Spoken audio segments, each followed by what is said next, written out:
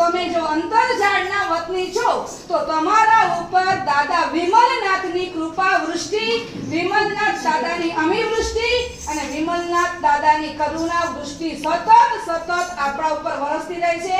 પરમાત્માને પ્રાર્થના કરીએ કે ફૂલ જેવું મારું જીવન બને, ફૂલ જેવો હું કોમળ બીજા માટે બનું. મારા માટે તો કોમળ છું, પણ બીજા માટે કોમળ છું કે નહીં ખબર નહીં, પણ તારે પુષ્પ પૂજાથી હું ફૂલ જેવો કોમળ બનું અને ફૂલ જ્યાં જ્યાં જાય ત્યાં સુવાસ આપે. હું પણ જેની પાસે જાઉં, જ્યાં જાઉં ત્યાં બધાને આનંદિત રાખું, સુવાસ આપું, એવું મારું જીવન બનાવજે. એ શુભ સંકલ્પથી, શુભ ભાવનાથી આપણે આ છેલ્લો 11મો આલાવો પુષ્પાંજલિ સ્વરૂપે પરમાત્માને અર્પણ કરી રહ્યા છીએ.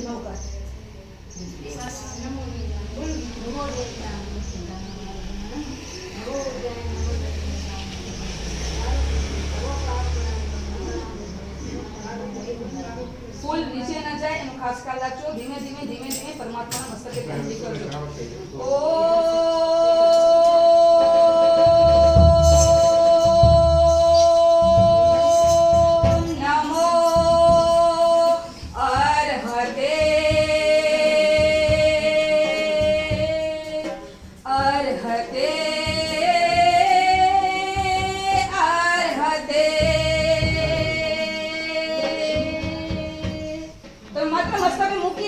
આગળ વધતા હોય તો બીજાને ચાન્સ આવે. ઓ